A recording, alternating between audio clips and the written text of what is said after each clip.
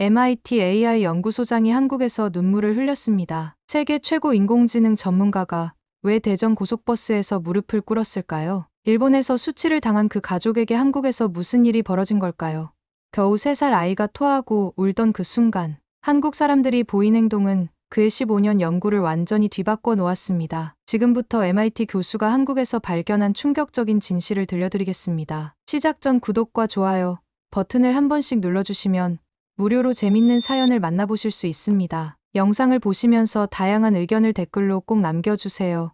댓글로 남겨주시면 영상 제작에 큰 도움이 됩니다. 안녕하세요. 저는 리처드 캠벨입니다. MIT에서 AI 연구소장을 맡고 있고 인공지능 분야에서는 그래도 꽤 알려진 사람이라고 할 수 있겠네요. 제 아내 클레어는 같은 대학 신경과학과 교수고 우리에게는 3살 난 아들 조슈아가 있습니다. 완벽한 가정이죠. 적어도 그때까지는 그랬습니다. 문제는 6개월 전에 시작됐어요. MIT 본부에서 연락이 왔습니다. 한국 대전에 있는 어떤 과학기술원과 협업 프로젝트를 진행한다는 거였죠. 6개월간 파견 근무를 나가달라고 하더군요. 한국이요? 전화를 받는 순간 제 목소리가 의외로 차갑게 나왔습니다. 솔직히 말하면 한국이라는 나라에 대해 좋은 인상이 없었거든요. 아니, 동양 전체에 대해서 말이죠. 클레어에게 이야기를 꺼냈을 때 그녀의 반응은 더 노골적이었습니다. 정말 가야 해? 리처드, 우리가 왜 그런 곳에? 클레어는 말을 다 잊지 못했지만 그녀가 무슨 말을 하려는지 알 수 있었어요. 우리 둘 다 마음속 깊은 곳에서는 똑같은 생각을 하고 있었거든요. 한국이라 북한 바로 밑에 붙어있는 그 작은 나라 말이죠. 삼성이니 LG니 하는 회사들이 있다지만 그게 뭐 대수겠어요. 기술이라는 건 결국 미국에서 시작되는 거니까요. 저희 연구실 대학원생 중에 한국 학생이 몇 명 있긴 합니다. 성실하긴 하죠. 하지만 창의성이나 독창적 사고는 글쎄요. 그냥 시키는 일만 열심히 하는 타입이에요. 아빠, 어디 가는 거야? 조슈아가 제 무릎에 앉아서는 천진난만하게 물어봤습니다. 이 아이는 아직 세상이 어떤 곳인지, 사람들이 얼마나 차갑고 이기적인지 모르죠. 조슈아, 아빠가 일 때문에 잠깐 다른 나라에 가야 할 것 같아. 재밌겠다. 나도 가고 싶어. 아이의 맑은 눈을 보니 가슴이 먹먹해졌어요. 이 순수한 아이를 그런 낯선 곳에 데려가야 한다니. 밤에 클레어와 침실에서 이야기를 나눴습니다. 리처드, 정말 거절할 수 없는 거야? 계약서에 이미 사인했어. 6개월간 대전에 있는 KAIST라는 곳에서 일해야 해. 카이스트, 들어본 적도 없어. 클레어의 목소리에서 불안함이 묻어났어요. 그녀도 저와 마찬가지로 동양 문화에 대해 막연한 거부감을 갖고 있었거든요. 특히 저희에게는 2년 전 일본에서 있었던 그 끔찍한 경험이 있었어요. 도쿄 AI 학회에 참석했을 때 말이죠. 지하철에서 조슈아가 울기 시작했는데 일본 사람들의 차가운 시선, 그리고 결국 기차에서 내려야 했던 그 수치심, 한국도 일본이랑 비슷하지 않을까? 클레어가 조심스럽게 말했습니다. 아마도 아시아 문화라는 게 다 거기서 거기 아니겠어? 솔직히 저는 한국에 대해 아는 게 거의 없었어요. 케이팝이니 드라마니 하는 것들이 요즘 인기라고는 하지만 그런 건 그냥 일시적인 유행 아닌가요? 진짜 기술이나 학문적 성취는 글쎄요. 며칠 동안 고민했지만 결국 선택의 여지가 없었습니다. MIT에서 내린 결정이니까 따라야죠. 하지만 마음 한구석에서는 계속 불안감이 맴돌았어요. 조슈아가 또 울면 어쩌지? 한국 사람들도 일본 사람들처럼 차갑게 대하면 어쩌지?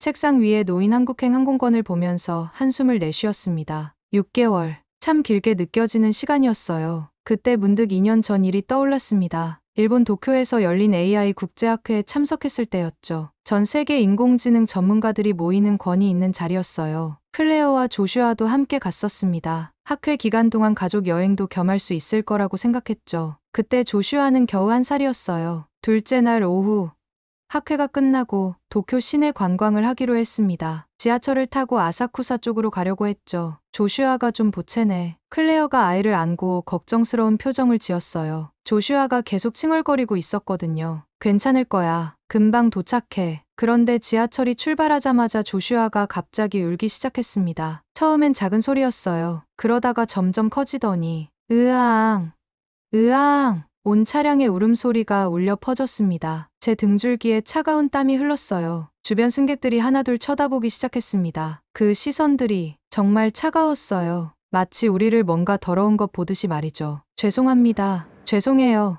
클레어가 일본어로 계속 사과했어요. 아이를 진정시키려고 온갖 방법을 다 써봤지만 소용없었습니다. 그때였어요. 차장이 다가왔죠. 실례합니다만 예의 바른 말투였지만 목소리는 차가웠어요. 다른 승객분들께 피해가 되고 있습니다. 다음 역에서 내려주시겠습니까? 그 순간 제 얼굴이 화끈거렸습니다. 전 세계 AI 학회에서 발표를 하고 온 MIT 교수가 아기가 운다는 이유로 지하철에서 쫓겨나다니.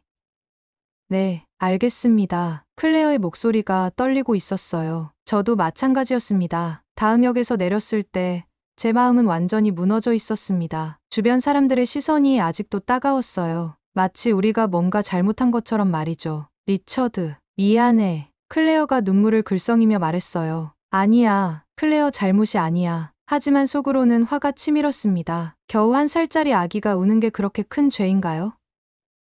우리는 뭔가 잘못한 게 있나요? 그날 밤 호텔에서 잠을 이루지 못했습니다. 창밖으로 보이는 도쿄의 네온사인들이 차갑게만 느껴졌어요. 동양 사람들은 정말 이해할 수 없어. 클레어가 중얼거렸죠.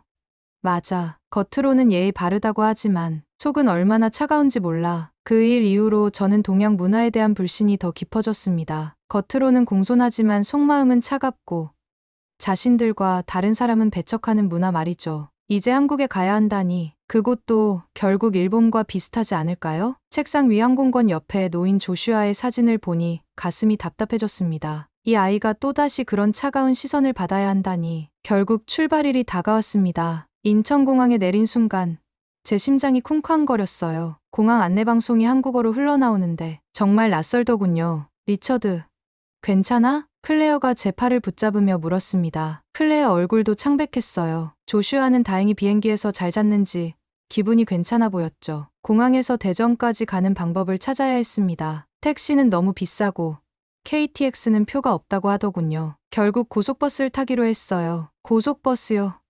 정말요? 클레어가 못 믿겠다는 표정을 지었습니다. 미국에서는 그레이하운드 버스 같은 건 정말 마지막 수단이잖아요. 하지만 선택의 여지가 없었어요. 버스터미널로 가는 길에 클레어가 제게 속삭였습니다. 리처드, 만약 조슈아가 또 괜찮을 거야. 말은 그렇게 했지만 제 목소리도 떨리고 있었어요. 속으로는 온갖 걱정이 머릿속을 맴돌았습니다. 버스표를 사고 대기실에서 기다리는 동안 주변을 둘러봤어요. 사람들이 많더군요. 회사원 같은 사람들, 대학생들, 나이 드신 분들까지 모두 한국 사람들이었죠. 아빠, 저 버스 타는 거야? 조슈아가 유리창 너머로 보이는 대형 버스를 가리키며 물었어요. 응.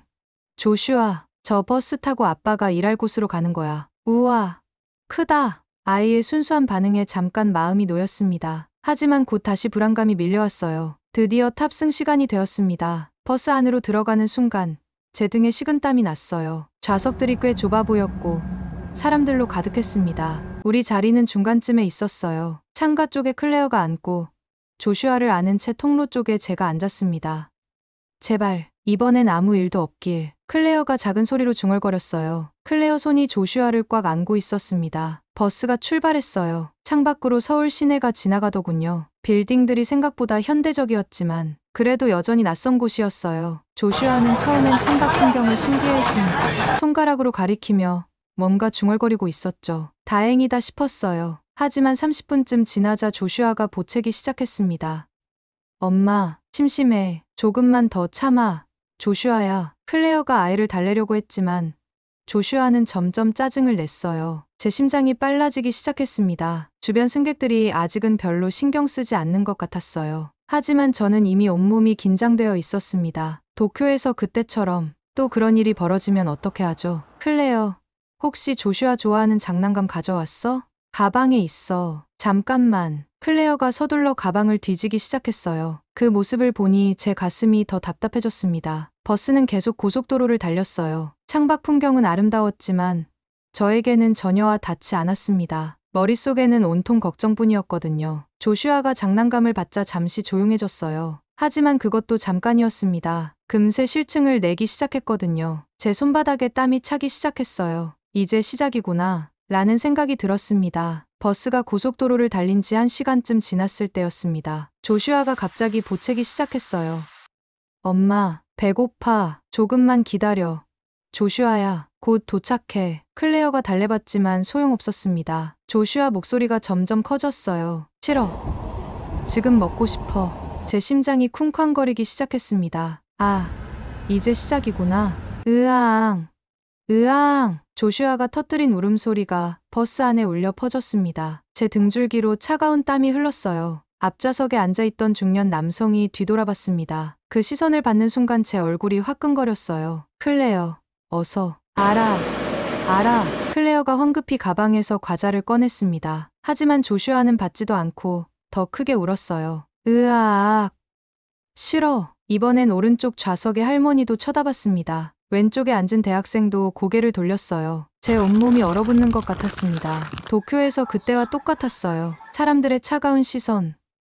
어쩔 줄 모르는 저희 부부. 조슈아, 제발. 클레어 목소리가 떨리고 있었습니다. 아이를 달래려고 이것저것 다 시도해봤지만 울음은 멈추지 않았어요. 그런데 설상가상으로 조슈아가 갑자기 얼굴이 하얘지더니 토하기 시작했습니다. 우웩. 클레어 옷에 토사물이 튀었어요. 냄새가 버스 안에 퍼지기 시작했습니다. 아, 안 돼. 제 머릿속이 하얘졌습니다. 이건 도쿄에서보다 훨씬 심각한 상황이었어요. 죄송합니다. 죄송해요. 클레어가 주변 사람들에게 계속 사과했습니다. 손으로 토사물을 닦으려고 했지만 더 번졌어요. 버스 기사님이 룸미러로 뒤를 쳐다봤습니다. 제 심장이 멎을 것 같았어요. 이제 내리라고 하는 건 아닐까. 주변 승객들이 하나둘 일어나서 뒤돌아봤습니다. 어떤 사람은 코를 막았어요. 어떤 사람은 인상을 찌푸렸습니다. 미안합니다. 정말 미안해요. 제가 일어서서 허리를 굽혔습니다. MIT 교수라는 자존심 따위는 이미 바닥에 떨어진 지 오래였어요. 조슈아는 계속 울면서 토했습니다. 클레어는 눈물을 흘리며 아이를 달래려고 했어요. 어떻게 해야 하지? 제 목소리가 떨렸습니다. 이 상황에서 우리가 할 수 있는 게 뭐가 있을까요? 버스가 멈출 수도 없고, 토사물 냄새는 점점 심해지고, 사람들 시선은 더 차가워졌어요. 제가 가방에서 물티슈를 꺼내려고 했지만 손이 떨려서 제대로 되지 않았습니다. 제발, 누군가. 마음속으로 간절히 빌었어요. 하지만 누가 우리를 도와주겠어요?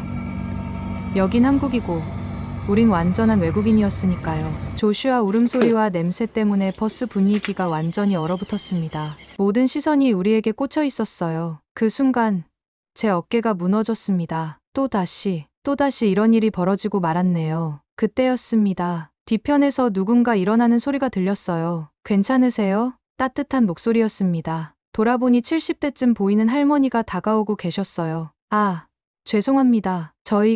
제가 황급히 사과하려고 했는데 할머니가 손을 저으셨습니다. 아이고, 뭘 미안해해요. 아이가 아픈데. 할머니는 가방에서 깨끗한 손수건을 꺼내셨어요. 그리고 조슈아 입가를 부드럽게 닦아주기 시작했습니다.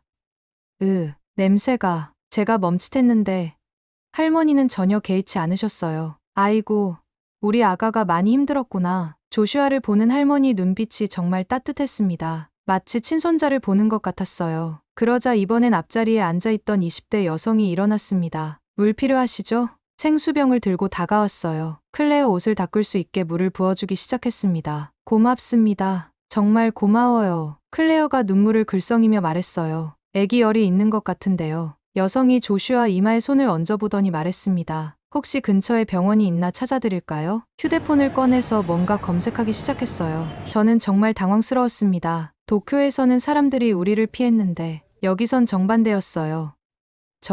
괜찮습니다. 저희가 알아서. 아니에요. 아이가 아픈데 어떻게 그냥 두나요? 그때 옆자리에 앉아있던 20대 후반쯤 보이는 남성이 일어났습니다. 안녕하세요. 저는 강현수라고 합니다. 유창한 영어였어요. 대전 사람인데 혹시 대전 가시는 거죠? 제가 병원까지 안내해 드릴게요. 정말요? 하지만 괜찮아요. 저도 대전 가는 길이거든요. 강현수가 미소를 지었습니다. 정말 진심 어린 미소였어요. 할머니가 조슈아를 보며 중얼거렸습니다. 아이고, 우리 아가야. 아프지 마라. 그리고는 가방에서 사탕을 하나 꺼내서 조슈아에게 보여주셨어요. 이거 먹으면 배 안 아파. 조슈아가 처음으로 울음을 멈췄습니다. 사탕을 받아들고는 할머니를 바라봤어요. 고마워요. 제 목소리가 떨렸습니다. 이런 경험은 처음이었거든요. 버스 기사님도 룸미러로 상황을 보더니 말했습니다. 애가 아프면 휴게소에서 잠깐 쉬어갈까요? 아, 괜찮습니다. 저희 때문에. 뭐요? 아이가 우선이죠. 기사님까지 정말 예상하지 못한 반응이었어요. 강현수가 휴대폰을 보며 말했습니다. 대전역 근처에 응급실 있는 병원 찾았어요. 외국인 진료도 가능하다고 나와 있네요. 정말 감사합니다. 클레어가 눈물을 닦으며 말했어요. 할머니가 클레어 손을 잡으셨습니다. 애 키우는 게 어디 쉬운가요? 우리가 도와드려야죠. 제 가슴이 뭉클해졌습니다. 이게 정말 일어나고 있는 일인가 싶었어요. 도쿄에서는 차가운 시선과 거부감만 받았는데 여기서는 완전히 달랐습니다. 조슈아도 점점 진정되는 것 같았어요. 할머니가 주신 사탕을 빨면서 울음을 그쳤거든요. 정말 어떻게 감사드려야 할지. 제가 말하자 강현수가 웃었습니다. 당연한 거죠. 우리는 모두 사람이니까요. 그 말을 듣는 순간 제 마음 한구석이 따뜻해졌습니다. 2시간 후 드디어 대전에 도착했습니다. 버스에서 내리는 순간 강현수가 다가왔어요. 병원까지 택시로 갈까요? 제가 기사님께 말씀드릴게요. 정말 괜찮습니다. 이미 너무 도움을 받았는데. 아니에요. 끝까지 책임져야죠. 강현수 말투가 정말 진심이었습니다. 택시에서 강현수가 기사님께 한국어로 설명했어요. 병원 이름을 말하니까 기사님도 고개를 끄덕였습니다. 애가 아프구나. 빨리 가자. 기사님까지 걱정해주시는 모습에 또 한 번 놀랐어요. 10분 만에 병원에 도착했습니다. 강현수가 응급실 접수까지 도와주었어요. 외국인 등록이 아직 안 되어 있는데 제가 걱정하자 접수 직원이 말했습니다. 괜찮아요. 여권 있으시죠? 그걸로 접수 가능합니다. 생각보다 간단했어요. 미국에서는 보험 확인하고 서류 작성하는 데만 1시간은 걸리는데 의사 선생님이 나왔습니다. 놀랍게도 영어를 유창하게 하셨어요. 안녕하세요. 아이가 어떤 증상인가요? 버스에서 갑자기 토하고 열이 좀 있네요. 아마 멀미와 피로가 겹친 것 같습니다. 진료가 정말 빨랐어요. 체온 재고, 목 안 보고, 청진기로 심장 소리 확인하고 큰 문제는 없어요. 약 처방해 드릴게요. 정말요. 심각한 게 아니에요. 클레어가 안도의 한숨을 내쉬었습니다. 약국에서 약을 받는 것도 5분 만에 끝났어요. 미국에서는 약국에서도 한참 기다려야 하는데 이렇게 빨리 끝나는 거예요. 제가 강현수에게 물어봤습니다. 네. 한국 의료 시스템이 꽤 효율적이거든요. 정말 놀랍네요. 병원을 나오니 강현수가 또 말했습니다. 혹시 목마르시죠? 근처에 편의점이 있어요. 아, 정말 괜찮습니다. 아니에요. 조슈아가 수분을 보충해야 해요. 편의점에 들어가니 온갖 음료가 있었어요. 강현수가 보리차와 이온 음료를 골랐습니다. 이게 아이들한테 좋아요. 속도 편하고요. 얼마예요? 제가 아니에요. 이 정도는. 강현수가 계산을 마쳤습니다. 제 마음이 정말 복잡했어요. 편의점 밖에서 조슈아가 보리차를 마시니까 얼굴에 생기가 돌았어요. 아빠, 맛있어. 그렇구나. 조슈아야. 그 순간 강현수가 웃으며 말했습니다. 다행이네요. 아이가 많이 좋아졌어요. 정말 뭐라고 감사를 드려야 할지 제 목소리가 떨렸습니다. 괜찮아요. 우리는 가족이니까요. 가족이요? 네. 한국에 오신 순간부터 가족이에요. 그 말을 듣는 순간 제 눈에 뭔가 뜨거운 게 맺혔습니다. 도쿄에서는 우리를 완전한 이방인 취급했는데 여기서는 가족이라고 하네요. 클레어도 눈물을 글썽이고 있었어요. 강현수 씨, 정말 고마워요. 천만에요. 이제 숙소로 가셔야죠. 택시 잡아드릴게요. 마지막까지 챙겨주는 강현수를 보며 가슴이 뭉클했습니다. 택시에서 클레어가 제게 속삭였어요. 리처드, 이게 정말 일어난 일이야? 나도 믿기지 않아. 창밖으로 대전 시내가 보였습니다. 낮에는 낯설기만 했던 풍경이 이제는 다르게 느껴졌어요. 조슈아가 제 무릎에서 스르르 잠들었습니다. 평온한 얼굴이었어요. 할머니의 손수건이 아직 제 주머니에 있었습니다. 이 작은 천 조각이 오늘 하루를 상징하는 것 같았어요. 한국이라는 나라가 이런 곳이구나. 마음속으로 중얼거렸습니다. 숙소에 도착해서 조슈아에게 약을 먹였습니다. 30분도 안 되어 아이 얼굴에 생기가 돌았어요. 아빠, 나 괜찮아. 조슈아가 침대에서 폴짝폴짝 뛰었습니다. 아까 그 아픈 아이가 맞나 싶을 정도였어요. 정말 다행이다. 클레어가 안도의 한숨을 쉬었습니다. 밤이 되자 숙소 창문으로 대전 시내 야경이 보였어요. 네온 사인들이 반짝이고 사람들이 걸어 다니는 모습이 평화로워 보였습니다. 리처드,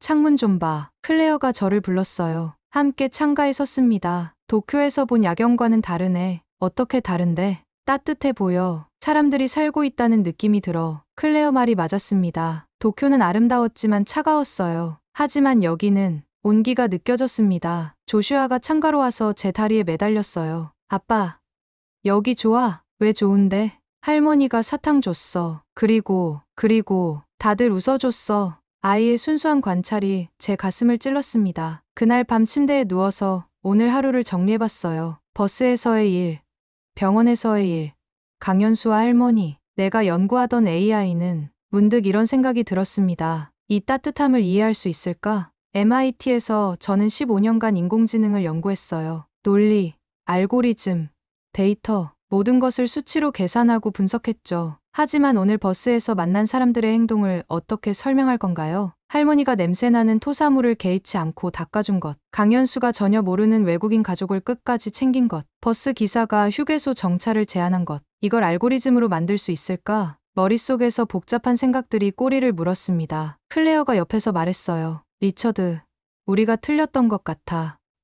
뭐가? 한국에 대해서, 동양 문화에 대해서. 맞았습니다. 우리는 완전히 틀렸어요. 일본에서의 경험으로 모든 걸 판단했구나. 그래, 정말 바보 같았어. 클레어가 제 손을 잡았습니다. 다음 날 아침, 조슈아는 완전히 회복되었어요. 아침밥도 잘 먹고 웃음도 많이 웃었습니다. 오늘부터 연구소에 나가야 하는데, 걱정 마. 조슈아랑 시내 구경하고 있을게. 클레어가 미소 지으며 말했어요. 어제와는 완전히 달라진 표정이었습니다. KAIST 연구소로 가는 길에 버스를 탔어요. 어제와 같은 고속버스는 아니었지만 이상하게 마음이 편했습니다. 사람들이 친근해 보였어요. 할머니, 학생, 직장인, 모두가 어제 우리를 도와준 사람들 같았습니다. 연구소에 도착해서 동료들을 만났어요. 한국 연구진들이 정말 열정적이었습니다. 교수님, 어서 오세요. 기다리고 있었습니다. MIT에서 오셨다니 영광입니다. 그들의 눈빛이 진심이었어요. 첫 회의에서 제가 말했습니다. 저는 15년간 AI를 연구했지만 어제 깨달은 게 있습니다. 어떤 건가요? 한 연구원이 물었어요. 기술만으로는 완전하지 않다는 것입니다. 사람의 마음, 감정, 이런 것들이 진짜 중요하다는 걸 배웠습니다. 연구원들이 고개를 끄덕였어요. 맞습니다. 우리도 그런 생각을 하고 있었어요. 한국에서는 이런 걸 뭐라고 부르나요? 정이라고 합니다. 사람과 사람 사이의 따뜻한 마음이죠. 정, 그 단어가 제 가슴에 깊이 박혔습니다. 점심시간에 연구소 창문에서 대전 시내를 내려다봤어요. 어제는 낯설었던 풍경이 이제는 정겹게 느껴졌습니다. 주머니에서 할머니 손수건을 꺼내봤어요. 이 작은 천 조각이 제게 가르쳐준 것이 MIT 15년보다 더 컸습니다. 일주일 후 드디어 본격적인 연구 프로젝트 회의가 시작됐습니다. 회의실에는 한국 최고의 AI 연구진들이 모여 있었어요. 모두가 제 발표를 기다리고 있었습니다. 저는 화이트보드 앞에 섰습니다. 그리고 큰 글씨로 적었어요. 정의 알고리즘. 회의실이 조용해졌습니다. 교수님, 정의 알고리즘이라는 건? 한 연구원이 물었어요. AI의 인간적인 정을 담고 싶습니다. 제가 돌아서서 말했습니다. 지금까지 우리는 효율성, 정확성, 속도만 추구했어요. 하지만 진짜 중요한 건 마음입니다. 연구진들이 관심 있는 표정으로 들었어요. 구체적으로 어떤 걸 말씀하시는 건가요? 예를 들어봅시다. 지금의 AI는 아픈 아이를 보면 병원 위치만 알려줍니다. 하지만 사람은 다르죠. 직접 데려다주고, 음료수도 사주고, 마지막까지 챙겨줍니다. 제가 고속버스에서의 경험을 떠올리며 말했어요. 아, 그런 의미시는군요. 한 여성 연구원이 고개를 끄덕였습니다. 맞습니다. 기술만으로는 완전하지 않아요. 정이 들어가야 합니다. 회의 후 연구실로 돌아와서 클레어에게 전화했어요. 어떻게 됐어? 좋았어. 연구 방향을 완전히 바꾸기로 했어. 정말. 어떻게? 감정을 이해하는 AI를 만들 거야. 한국에서 배운 정을 컴퓨터에게 가르치는 거지. 클레어가 웃음소리를 냈어요. 당신답지 않네. 전에는 감정 같은 건 비효율적이라고 했잖아. 사람이 변하는 거지. 특히 한국에 와서 저녁에 가족과 함께 대전 시내를 걸었습니다. 조슈아가 제 손을 잡고 뛰어다녔어요. 아빠, 여기 사람들 다 좋아. 왜 좋은데? 할머니도 있고, 형아도 있고, 다들 조슈아한테 웃어줘. 아이의 말이 맞았어요. 길에서 만나는 사람들이 조슈아를 보면 모두 웃어줬습니다. 카페에 들어가니 사장님이 말했어요. 어머, 외국인 가족이네요. 아기가 정말 예뻐요. 감사합니다. 서비스로 음료 하나 더 드릴게요. 아이용 주스로요. 또 다시 한국인의 정을 경험했습니다. 그날 밤 숙소에서 일기를 썼어요. 한국에 온 지 일주일. 내 인생이 완전히 바뀌었다. MIT에서 15년간 추구했던 것들이 얼마나 차가웠는지 깨달았다. 진짜 중요한 건 기술이 아니라 마음이었다. 클레어가 옆에서 말했어요. 리처드, 우리 여기서 더 살면 안 될까? 더, 6개월이 아니라 아예 정착하는 거야. 저도 같은 생각을 하고 있었어요. 나도 그런 생각했어. 조슈아도 여기를 좋아하고, 그럼 진짜 고려해볼까? 응, 진지하게 생각해보자. 다음 날 연구소에서 한 연구원이 제게 말했습니다. 교수님, 저희 어릴 때는 진짜로 이웃들이 돌아가며 아이 키웠어요. 정말요? 네. 한국에선 정이 기술보다 먼저거든요. 아무리 좋은 기술이 있어도 마음이 없으면 의미가 없다고 생각해요. 제가 고개를 끄덕이며 중얼거렸습니다. AI는 아직 정을 이해하지 못하지. 하지만 여기선 모든 게 가능할 것 같군요. 그래서 교수님이 오신 거 아닌가요? 우리와 함께 만들어 보자고요. 그 말을 듣는 순간 가슴이 뜨거워졌어요. 일주일 전만 해도 한국을 무시했던 제가 이제는 이곳에서 새로운 꿈을 꾸고 있었습니다. 주머니에서 할머니 손수건을 꺼내봤어요. 이제 이 손수건은 제 연구의 시작점이 되었습니다. MIT에서는 절대 배울 수 없었던 것들을 한국에서 배웠어요. 그것은 바로 사람의 마음이었습니다. 저는 이제 한국이라는 나라를 진심으로 사랑합니다. 그 이유는 기술이나 시스템 때문이 아니에요. 바로 사람 때문입니다.